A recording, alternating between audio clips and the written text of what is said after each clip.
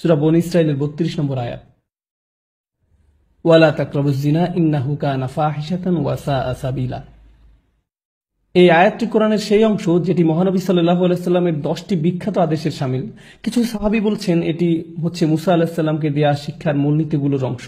আবার মজার ব্যাপার হচ্ছে এই আয়াতটি যে সূরাতে তার নাম হচ্ছে বনী ইসরাঈল, ইসরায়েলের সন্তানগণ। যাই হোক, এই বিশেষ আয়াতে আল্লাহ বলছেন তোমরা জিনা বা ব্যভিচারের নিকটবর্তী হও না, এটির ধারে কাছেও যেও না। তিনি এটা বলেননি লা তাজিনু, তোমরা ব্যভিচার করো না, ব্যভিচার করতে যেও না। তিনি বলেছেন তোমরা এর ধারে কাছেও যাবে না। অন্যভাবে বলা যায় এটা একটা কাজ এবং অনেকগুলো ছোট ছোট আচরণ যেগুলো কাজটির দিকে নিয়ে যায়। কাজটির একটি পরিধি আছে যা চারপাশে ঘুরতে থাকে এবং আপনি কাজটির ধারে কাছেও যেতে পারবেন না। যেই সংবেদনশীলতা নিয়ে কোরআনের ভাষা আল্লাহ রাব্বুল আলামিন ব্যবহার করেছেন, আমাদেরকে সেই ভাষা বুঝতে হবে যাতে আমরা আল্লাহর বিজ্ঞতার তারিফ করতে পারি এবং বুঝতে পারি কিভাবে তিনি আমাদের পরামর্শ দিচ্ছেন যাতে আমরা সমস্যাগুলো উতরে উঠতে পারি। আল্লাহ আযজা ওয়া জাল্লা আমাদেরকে বলছেন কিছু কাজ আছে যা করা হারাম নয়। আপনি এই কাজগুলোর দিকে আঙুল উঠিয়ে বলতে পারবেন না যে এই কাজগুলো করা ভুল, কিন্তু যখন আপনি এইসব কাজে যুক্ত হয়ে পড়বেন তখন মহাকর্ষীয় ক্ষেত্রের একটা টান অনুভব করবেন, যেটা আস্তে আস্তে একটু একটু করে আপনাকে অবশেষে হারাম কাজের দিকে টেনে নিয়ে যাবে এবং অবশেষে কাজটা আপনাকে দিয়ে করাবে। আপনারা জানেন শয়তানের বিষয়ে আমরা একটা জিনিস জানি। আমি লক্ষ্য করেছি যে শয়তান অত্যন্ত দূরদর্শিতা সম্পন্ন। সে একবারে আপনাকে ধরে না, সে আপনার কাছে আসবে এবং আস্তে করে একটু একটু একটু একটু করে আপনাকে পথভ্রষ্ট করবে, যতক্ষণ না পর্যন্ত আপনার চরিত্র নষ্ট করতে পারে। শয়তান আপনার কাছে একবার এসে আপনাকে দিয়ে খারাপ কিছু করাতে পারে না। আপনারা জানেন আদম আলাইহিস সালামের এবং হাওয়া আলাইহিস সালামের গল্পেও, ইনশাআল্লাহ আমরা যখন সেই গল্পে যাব ওই গল্প থেকে কোরআনের জ্ঞান সম্পন্নতা সম্পর্কে আমরা জানব। যেভাবে শয়তান অগ্রসর হয়েছিল সূরাতুল আরাফে এটি বলা হয়েছে, শয়তান অবিরাম ভাবে সেটা একবারে করেনি। ধরুন শয়তান আসলো এবং বলল, হেই দেখো গাছটা কি চমৎকার, তাই না? এরপর সে চলে গেল। না না না না, সে এমনটা করেনি। সে চরমভাবে নিরন্তর ছিল। সে একটু একটু করে পথভ্রষ্ট করেছিল এবং তাদের মনের মধ্যে এমন এক ধারণা গেঁথে দিয়েছিল যতক্ষণ না তারা মনে করেছিল এটা তাদেরই অভিপ্রায়। আপনারা জানেন, এবং যখন মানুষ শয়তানের কথা শুনতে শুরু করে, এটি একই সূরাতে আল্লাহ বলছেন ইন্না ইবাদি লাইসা লাকা আলাইহিম সুলতান, আমার বান্দাদের উপর তাদের মানে শয়তানের কোনো কর্তৃত্বই থাকবে না। অন্যভাবে বলা যায় যেসব লোক সত্যিকার ভাবে আল্লাহর কাছে আত্মসমর্পণ করে তাদের উপর শয়তানের কোনো কর্তৃত্ব থাকে না। কিন্তু যারা আশ-শায়তানু ইয়াউদুকুম ফাকরাউ ইয়ামুরুকুম বিল ফাহশা, সূরাতুল বাকারা, শয়তান আপনাকে আদেশ করবে বিলল্লাপনা করার জন্য। অন্যভাবে বলা যায় যখন আপনি শয়তানের কথা একটু শুনবেন আপনি তাকে একটু শক্তি দিচ্ছেন, আপনি তার কথা আরেকটু ভালোভাবে শুনবেন তো আপনি তাকে আরেকটু বেশি শক্তি দিবেন। আর আপনি যখন তার কথা অবিরামভাবে শুনতেই থাকবেন একসময় সে আপনাকে আদেশ করবে। আপনি নিজেকে এমন ভাবে বলবেন যে আমি আমার নিজেকে সাহায্য করতে পারছি না, আমি এটা জানিও না, আমি জানি না কি করে আমি কম্পিউটার বন্ধ করব, আমি জানি না কিভাবে প্রতি রাতে এটা হয়ে যায়, আমি জানি না কিভাবে আমি ওইখানে ওই চ্যাটগুলো করি, আতঙ্ককর ওয়েবসাইটগুলো লগ ইন করি, আমি এইসব কেন করছি, লিফটে অথবা যখন আমি রাস্তা হেঁটে যাই কেন আমার চোখ আমি নামিয়ে রাখতে পারি না, আমি নিজেকে সাহায্য করতে পারছি না, আমি জানি না কি করা উচিত। আর আপনি জানেন শয়তান আঁকড়ে ধরে, বেশ শক্তভাবে আঁকড়ে ধরে, বদ অভ্যাসযুক্ত চক্রের মধ্যে আপনাকে টেনে নিয়ে যাবে। আমরা বলতে পারি এটা আস্তে আস্তে খারাপ, আরো খারাপ, আরো খারাপ এবং অধিকতর খারাপের দিকে টেনে নিয়ে যায়। আপনি যদি এটা স্বীকার না করেন তাহলে এটা অধিকতর খারাপের দিকে যায় আর এটা আপনার আত্মা একদম ধ্বংস করে দেয়। আল্লাহর সাথে আপনার সম্পর্ক নির্ভর করে আপনার অন্তর কতটা পরিষ্কার তার উপর। যতবার আপনি অশ্লীলতায় উদ্ভাসিত হন আপনার অন্তরের উপর আরো ময়লা, আরো অন্ধকার, আরো আবরণ ঢালতে থাকে এবং ঢালতেই থাকে যতক্ষণ পর্যন্ত না আপনি আল্লাহর কথা শুনবেন কিন্তু আপনার চোখে এক ফোঁটা পানিও আসবে না। এটা আসবে না কারণ আপনার হৃদয় এতই কঠিনে পরিণত হয়েছে যে আপনি যত অনাবৃত অবস্থা দেখেছেন, যত পাপ করেছেন চোখ দিয়ে সবসময়, আর আপনি এটার গুরুত্বও দিচ্ছেন না।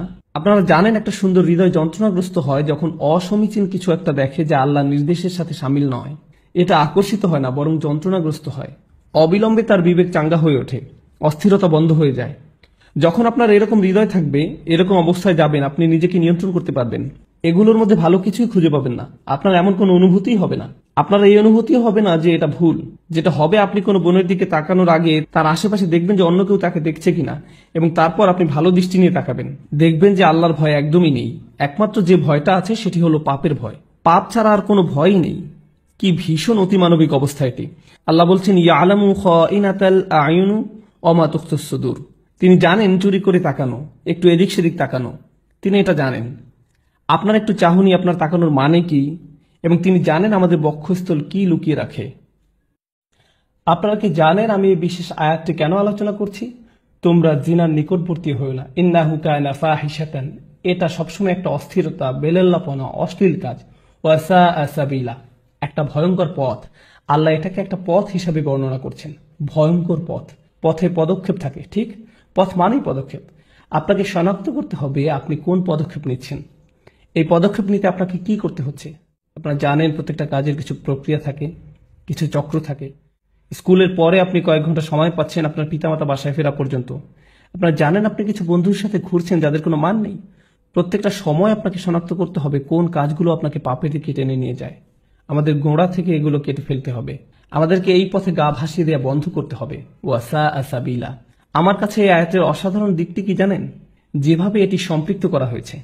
এই আয়াতের পরে আল্লাহ তাআলা বলছেন, তোমরা মানুষ হত্যা করো না। ওয়ালা তাকতুলুন নাফসাল্লাতী হারামাল্লাহু ইল্লা বিল হক, তোমরা নির্দোষ মানুষকে হত্যা করো না। আল্লাহ জিনাকে প্রথম অপরাধ হিসাবে উল্লেখ করেছেন এবং হত্যাকে দ্বিতীয় অপরাধ হিসেবে। আপনি কি চিন্তা করতে পারছেন?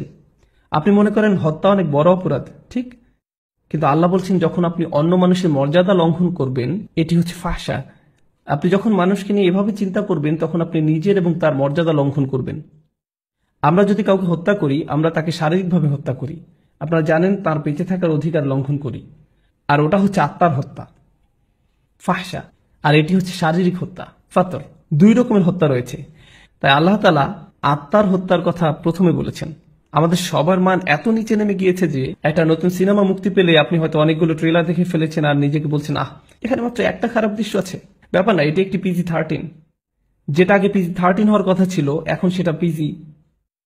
কাজে সব জায়গায় অশ্লীল দৃশ্য।